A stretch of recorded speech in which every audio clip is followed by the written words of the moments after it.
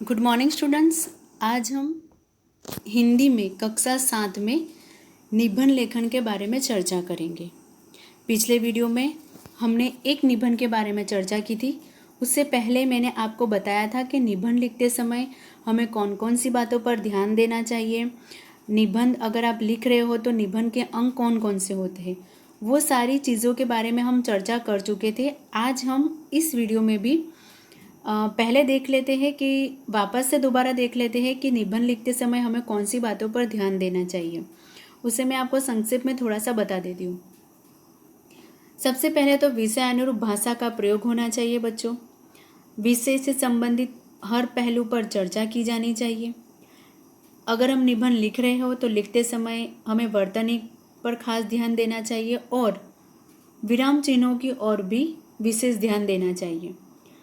निबंध में आप सूक्तियों तथा उद्धरणों का प्रयोग भी कर सकते हो। उससे निबंध प्रभावशाली बनता है या निबंध को आप प्रभावशाली बना सकते हो।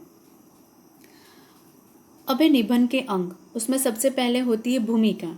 आप अगर किसी भी विषय के ऊपर आप निबंध लिख रहे हो तो सबसे पहले भूमिका निबंध के आरंभ में विषय का परिचय दिया जाता है। भूमिका प्रभावशाली होनी चाहिए। भूमिका संक्षेप में लिखी जानी चाहिए, यानी बहुत उसको लंबा नहीं करना है, हो सके उतना उसे संक्षेप में लिखना चाहिए। उसके बाद है विषय विस्तार। विषय विस्तार निबंध का प्रमुख अंग होता है। इसमें विषय संबंधी विभिन्न विषयों पर चर्चा की जाती है। विषय विस्तार करते समय ध्यान रखना चाहिए कि जो भी विचार हम निबंध के अंदर डाल रहे हैं उसमें क्रमबद्धता रहे। विषय विस्तार में विभिन्न बिंदुओं पर अलग अलग अनुच्छेद में चर्चा करना उत्तम रहेगा। और लास्ट में है उपसंहार। उपसंहार निबंध का अंतिम अंग होता है, यानी जब हम निबंध फिनिश करते हैं तो वो उसका होता है अंतिम अंग। इस अंग में यानी उपसंहार तक पहुँचते पहुँचते लगभग विषय के हर पहलू पर हम चर्चा हमारी समाप्त हो जाती है। तो इस अंग में हमें क्या करना है, निबंध में कही गई प्रत्येक बात को एक सार रूप में यहाँ पर हमें प्रस्तुत करना है। तो बच्चों ये था निबंध लिखते समय कौन सी बातों पर ध्यान देना चाहिए और निबंध के अंग। चलो आइए देखते हैं निबंध, कौन सा निबंध हम देखते हैं। तो यहाँ पे जो निबंध है बच्चों वो है विज्ञान वरदान या अभिशाप, यानी कि आज हम विज्ञान वरदान या अभिशाप इस विषय पर निबंध की चर्चा करेंगे। तो बच्चों नाम से ही पता चलता है विज्ञान वरदान या अभिशाप, यानी विज्ञान जो है वो वरदान है या अभिशाप है। तो यहाँ पर इस निबंध में हमें इसके दोनों विषयों पर चर्चा करनी है। हमें वरदान के बारे में भी लिखना है और अभिशाप क्यों है उसके बारे में भी हमें यहाँ पर चर्चा करनी है। तो सबसे पहले हम देख लेते हैं यह विज्ञान की उपलब्धियों पर नज़र डाली जाए, यानी कि यहाँ पर हम देखते हैं कि यदि विज्ञान की उपलब्धियों पर नज़र डाली जाए तो लगेगा कि विज्ञान मानव जाति के लिए एक वरदान है। तो बच्चों विज्ञान के बारे में तो बहुत सारी ऐसे यंत्र आ चुके हैं, ऐसी चीज़ें आ चुकी है, अगर जिसके ऊपर हम नज़र डालें तो हमें तो यही लगेगा कि विज्ञान जो है वो मानव जाति के लिए एक वरदान बन गया है। विज्ञान ने प्रत्येक क्षेत्र में अपना प्रभुत्व सिद्ध कर दिया है। भौतिक विज्ञान, चिकित्सा, रसायन, जैव रसायन, प्रौद्योगिकी आदि सभी क्षेत्रों में विज्ञान ने अद्भुत प्रगति की है।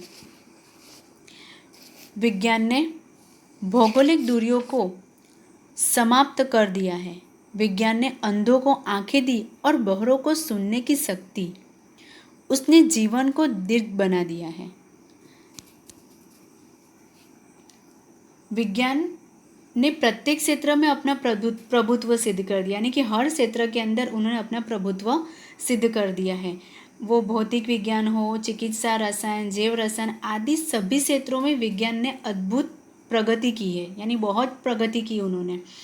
विज्ञान से भौगोलिक दूरियां समाप्त हो चुकी है, वो समाप्त कर दिया है।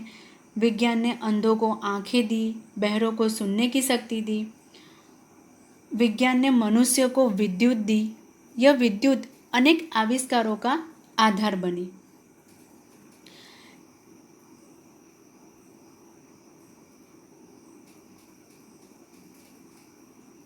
गगनचुंबी इमारतें, रेल, कारें, वायुयान, जलयान, rocket, radio, TV, computer, telegram, fax, internet, mobile phone आदि सभी विज्ञान की ही तो देन है।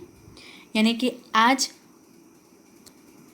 हम गगनचुंबी इमारतें, रेल, वायुयान, जलयान, rocket, radio, TV, computer, telephone, internet, mobile phone, ये सारी जो चीज़ें हैं बच्चों, वो किसकी देन है?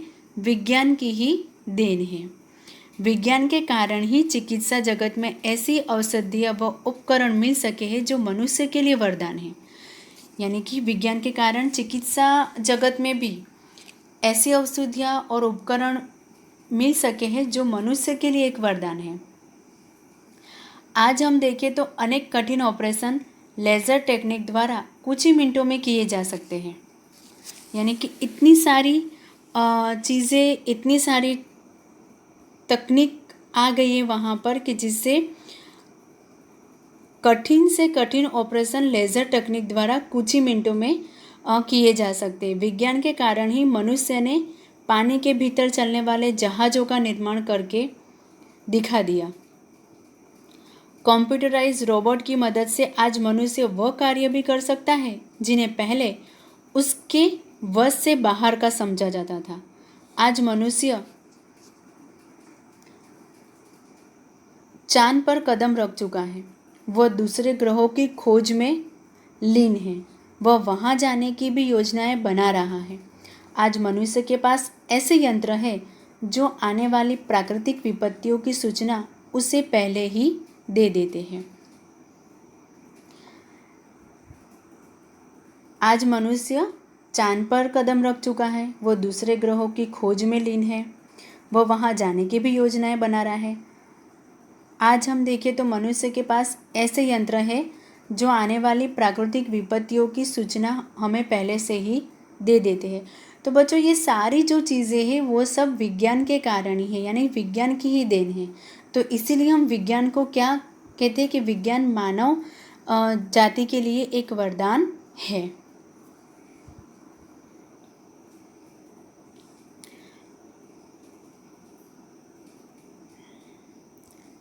जहाँ विज्ञान ने मनुष्य को सुख समृद्धि के सभी साधन दिए, इतने वरदान दिए, वहीं उसे समस्याओं के जाल में भी जकड़ लिया है।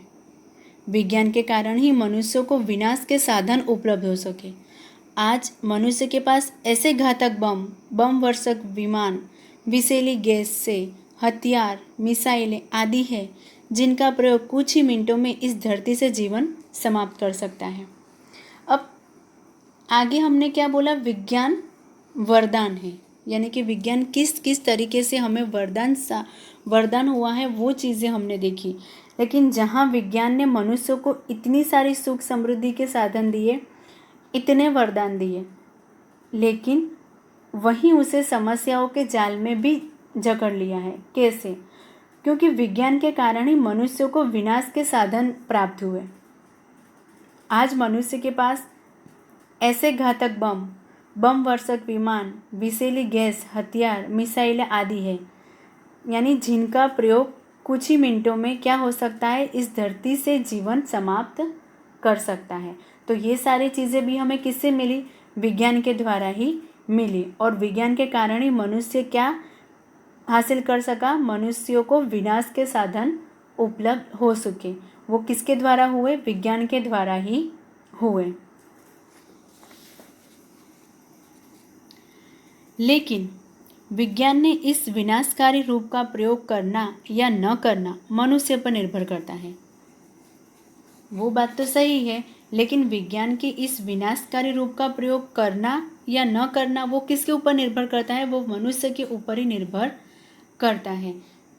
जिस परमाणु शक्ति का प्रयोग मनुष्य के विनाश के लिए किया जाता है, उसी का प्रयोग सृजनात्मक कार्यों के लिए भी किया जा सकता है। वैज्ञानिक उपलब्धियों का प्रयोग यदि मनुष्य अभिशाप की तरह करता है तो यह मनुष्य का दोष है, विज्ञान का नहीं।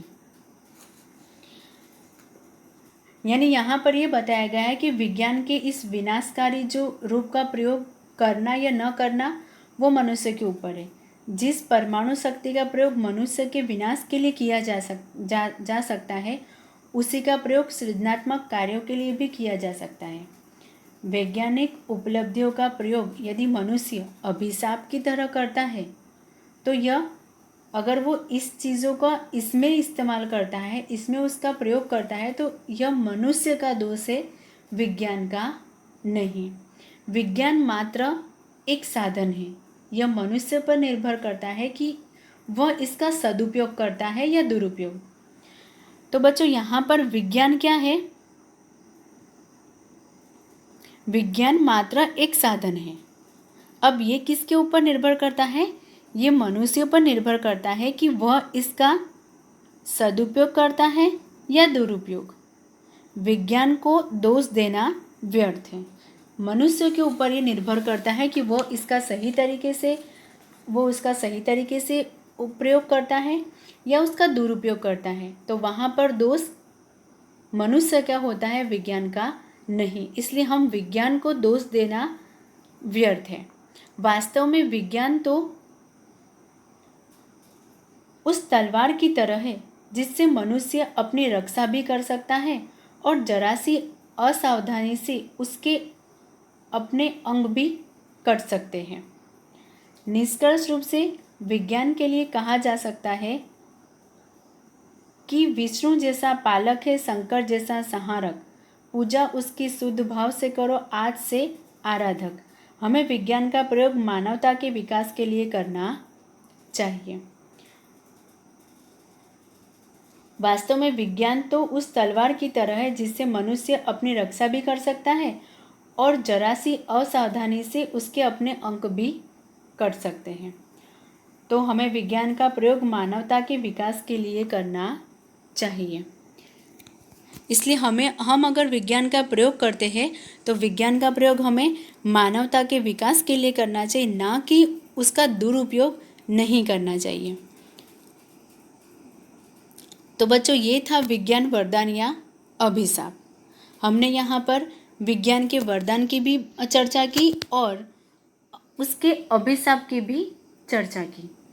तो यहाँ पर हमारा ये निबंध खत्म होता है। Thank you.